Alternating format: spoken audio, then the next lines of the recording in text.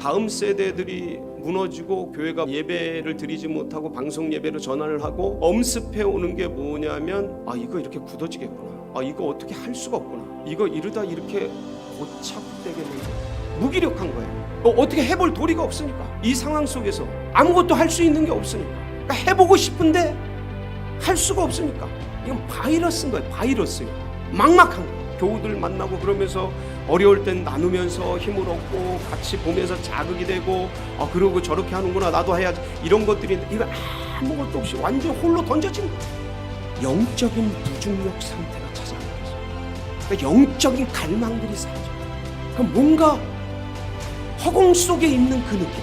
오늘 이런 상황 속에서 꼭 봐야 되는 말씀이 오늘 본문 말씀입니다. 여러분, 오늘 본문의 상황과 환경을 얘기해주는 말씀이 19절 초두 부분이에요.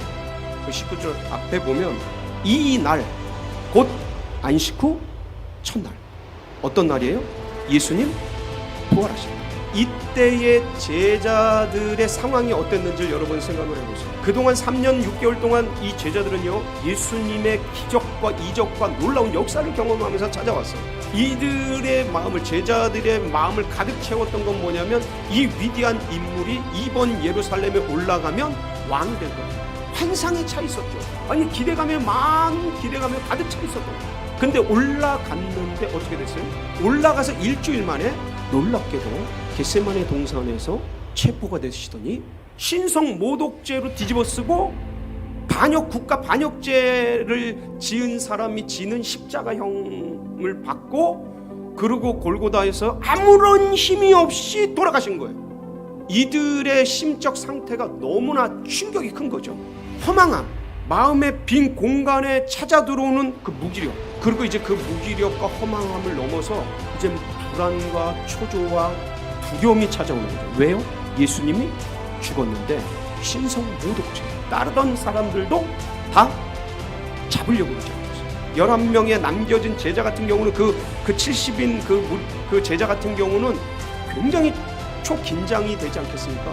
예수님이 갑자기 죽었고 그 충격과 공포, 그 불안, 두려움, 공허감 막 그 속에서 이제는 우리가 죽겠구나 하는 그런 두려움 속에서 이렇게 들어오지 않았겠습니까? 그러니까 이들이 가지고 있는 그 두려움과 불안이 그들을 감싸고 있는 이날입니다. 안식일죠. 이날 누가 찾아오셔요?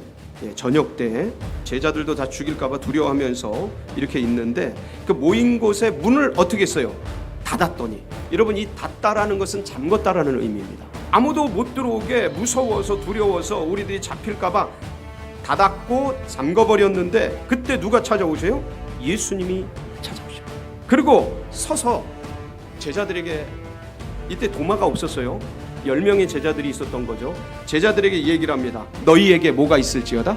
평강이 있을지어다. 여러분, 이 평강이 뭐죠? 히브리어로 샬롬, 평강이 있을지어다. 지금 제자들 뭐 하고 있다고요? 막 두려움 때문에 불안에 떠는 거예요. 그러면서 예수님이 20절에 뭐라고 말씀하셔요? 이 말씀을 하시고 손과 옆구리를 보이시니 제자들이 주를 보고 뭐하고? 기뻐하고. 주님을 보니까 기뻐요. 중요한 게 있습니다. 두려워 떨고 있는 제자들에게 주님이 나타나셨어요. 평강이 있을지어다. 손과 발을 보여주십니다. 제자들이 주님을 보니까 너무 기뻐요. 안 보이니까 두려워요. 보니까 기뻐요. 그 제자들에게 또다시 주님이 21절 반복적으로 말씀하셔요. 뭡니까? 예수께서 또 이르시되 너희에게 뭐가 있을지어다? 평강이 있을지어다. 여러분, 샬롬은요, 평안, 평강 이런 거예요. 안정 이런 거예요. 근데 이것은 어떤 외적 환경에서 주는 마음의 평정이 아닙니다. 히브리어의 이 샬롬의 원래 그 뜻은 미류나무 꼭대기에 지금처럼 태풍이 불고 폭풍이 치는 그런 날, 비바람이 부는 날, 새가 있는데 애기 새가 막 그 둥우리에서 거리면서 불안에 떨고 바람이 불고 막 비바람이 몰아치니까 불안해서 날개 퍼덕이면서 그러고 있는 그 새, 어미새가 확 밖에서 있다가 휙 들어와가지고 아기 새를 확 안아주는 거예요. 그 어미새의 품 안에서 곤히 잠든 아기새의 편안함, 이게 샬롬이에요. 샬롬의 본 의미가 뭐예요? 그럼 믿음, 신뢰. 근데 이 아기는 누구에 대한 신뢰가 있는 거예요? 어미새. 그 품 속에서 편안히 잠자요. 이게 샬롬이에요. 주님이 두려워 떨고 있는 제자들에게 평안할지, 평강이 있을지, 지금 손을 보고 예수님이 나타나신 걸 보고 기뻐하는 제자들에게 평강이 있을지어다, 평강이 있을지어다. 지금 무슨 말씀하시는 거예요? 지금 제자들은 주님이 보이지 않으니까 불안하고 두렵고 무섭고, 지금 보이니까 기쁘고 즐겁고, 지금 그 주님의 외적인 모습이 있느냐 없느냐의 불안과 기쁨이 오가는 이 상황 속에서 주님은 그게 아니다. 진짜 평강은 뭐냐면 내적 관계다. 내면의 관계, 나를 향한 신뢰, 나를 향한 믿음, 그게 있을지. 내가 보이지 않든 보이든 그런 것과 관계없이, 외적인 모습과 관계없이 주님을 향한 신뢰, 주님을 향한 믿음, 주님을 향한 끈. 그래서 이 샬롬의 본질적인 의미는 관계의 신뢰입니다. 그걸 놓치지 말아라. 그게 평강이다라는 거예요. 근데 주님 말씀하시는, 주님 살아계시다. 진짜 더 중요한 것은 눈에 보이는 이런 현상들이 아니고 눈에 보이지 않는 주님과의 신뢰관계, 주님 붙드는 거, 그걸 놓치지 말아라. 그걸 붙들으라는, 그걸 의지해서 그 길을 걸어가라 라는 말씀을, 여러분, 그러면서 주님이 21절 보면 그 평강 얘기를 하시고 다시 사명 얘기를 하시고, 나도 너희를 보낸다. 이게 무슨 말씀입니까? 지금 사회 속으로 보낸다는 소리, 지금 그 적진 속으로 보낸다는 의미입니다. 지금 두려워 떨고 있는 그 유대인들 속으로 지금 보낸다라는, 뭐 때문에 보내십니까? 사명이죠. 두렵고 불안하고 지금 잡히면 죽을까봐 겁나고, 지금 밖에 나가면 비우호적이고, 지금 코로나가 횡행하고 지금 굉장히 어려운 상황 가운데 있는데 거기를 어떻게 갑니까? 라고 말할 수 있는 그런 상황이지 않습니까?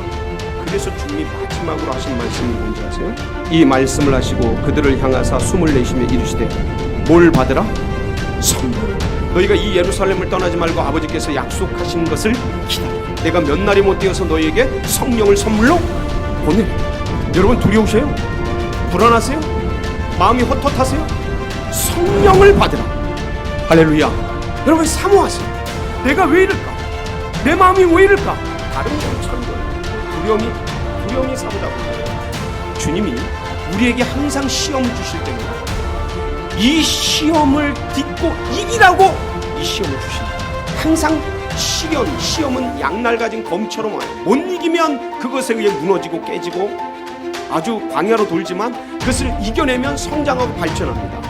이 시련을 주실 때는 우리나라를 새롭게 하고 이 민족을 새롭게 하기 위해서예요. 기억나세요? 우리가 일제 35년 치하에 있었어요. 이 일제 35년 치하 속에서 5,000년 종교를 기독교로 바꿔주셨어요. 잘 보세요. 일제 치하에서 종교를 바꿔요. 6.25 전쟁 속에서 경제를 바꿔요. 망하는 게 아니고 바꿔요. 성장해요. 이게 재앙이냐? 이게 우리를 망하게 하려고 그러는 거냐? 이 나라 민족을 어렵게 하려고 그러는 거냐? No! 이걸 통해서 하나님께서 통일 한국을 이루시고 이 코로나 이후 시대에 초강대국 G7의 일원이 되어서 우리나라가 세계 열방 가운데 하나님 살아계심을 증언하는 그런 나라 되게 하기 위해서 저는 반드시 이것이 그렇게 쓰여지게 될 것을 믿습니다. 여러분, 이 심정 가지고 이 코로나 때 주님을 꼭 붙드세요. 주님과의 신뢰를 단단히 하세요. 그래서 내가 있는 거기서 주님이 나를 보고 계시고 보람되어 주님이 나와 함께 하시고 그 영적인 프로세스를 만들어서 매일매일 내 삶을 주님께 우선순위를 드리고 주님 앞에 하루하루 주께 영광 돌리며 살아가는 그런 은혜가 있으시길 주의 이름으로 축원합니다.